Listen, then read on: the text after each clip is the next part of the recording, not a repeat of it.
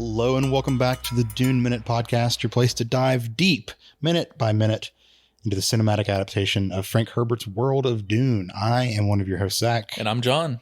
And we are back for our Wednesday episode. We are talking about minute 117 through 118. You want to get into it? Yeah, sure. All right, let's do it.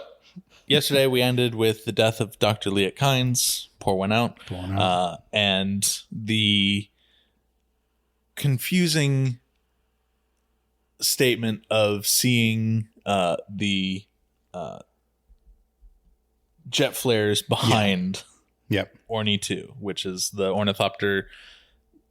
We'll call it the ornithopter light, spelled Lite, of course, the free version of the app, of course, that Jessica and Paul took from the Nexus research station.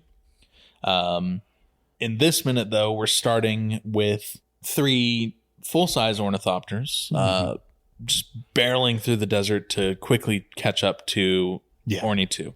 They are booking it. Yeah.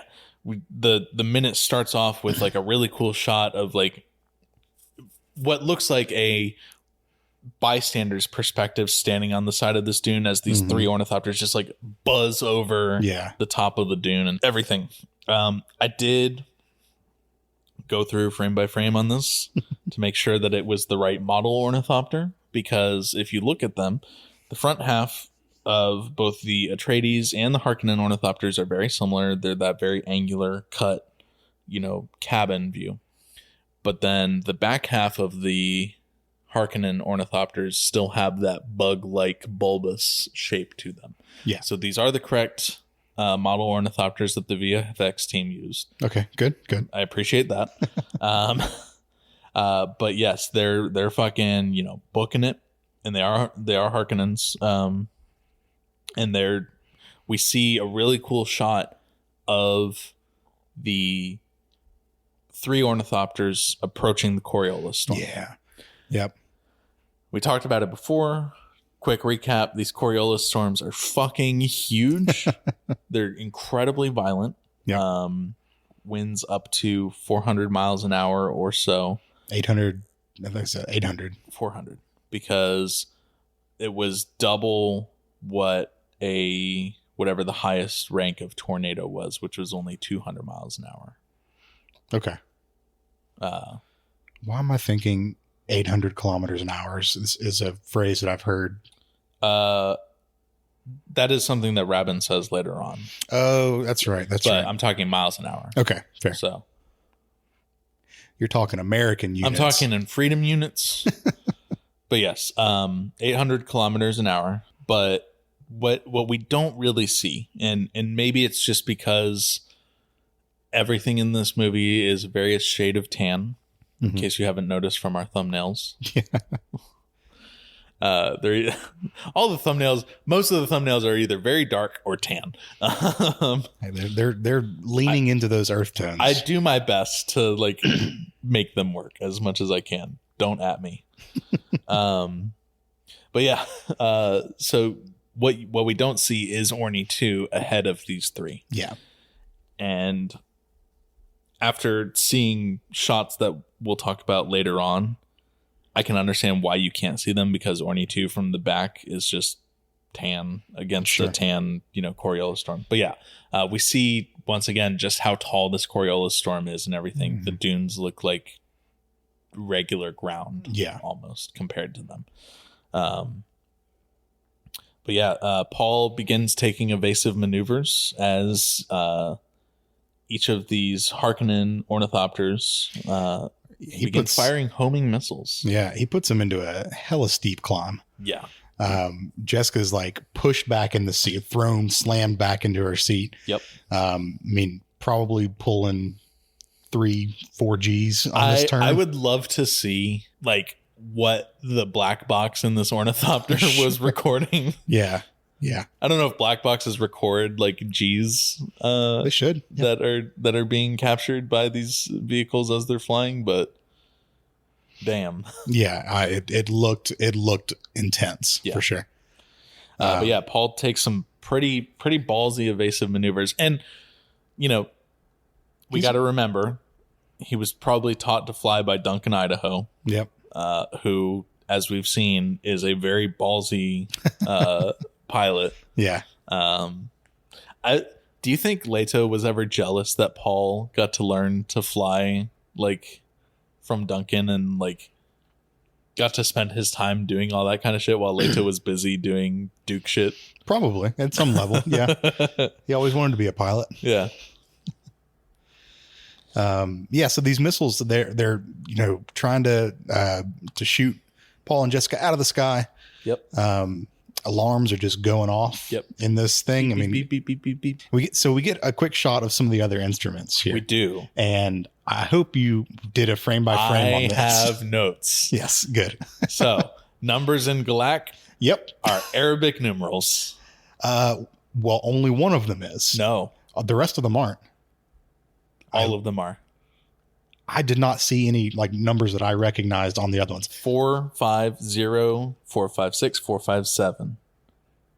Sorry, 450, 460, 470. So I saw that on what I was calling the altimeter here. So there's an altimeter and what I would assume is a speedometer. Okay. Because the speedometer was increasing rapidly. Sure. Well, that's what I thought was the altimeter as they're in that climb. The altimeter was a slower climb because I don't think they were climbing that fast because the other one was fucking zooming. Yeah. Okay. But I did the Arabic numerals on these things like stood out and rang like a bell to me. Yep. In this, because everything else on the instrument panel was in Galak. Yeah.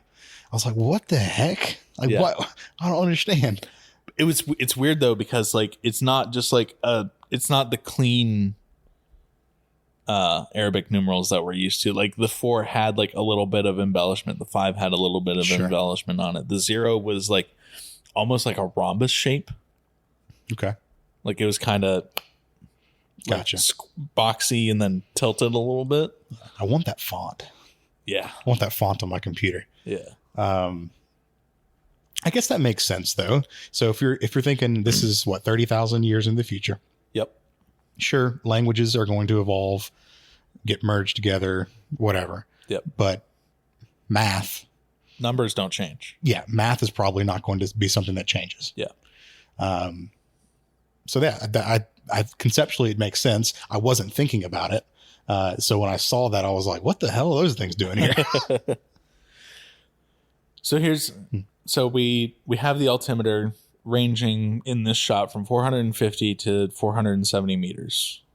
Mm-hmm. Kynes told them they need to seek shelter above 5,000 meters. Yep. So they're not even remotely close to safe now. Not at all.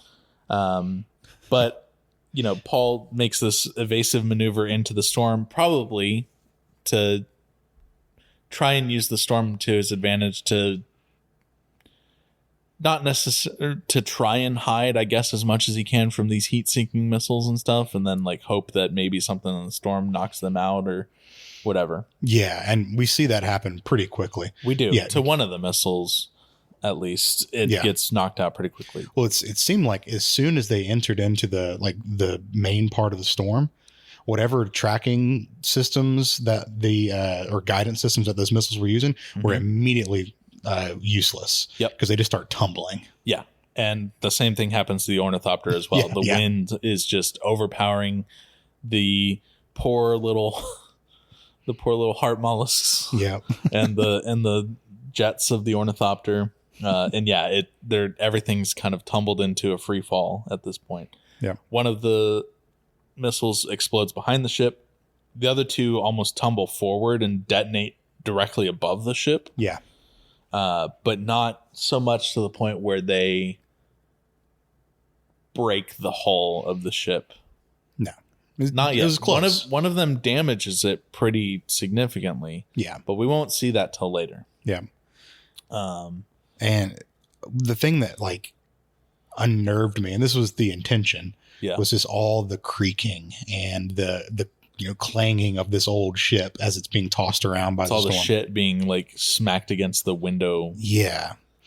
So really, really, again, good sound design because it did its intended job of making me very uncomfortable. Well, speaking of the sound design, There was one moment right at the end of the minute where there's like the whirring up sound, like of one of the wings. Oh yeah, as well.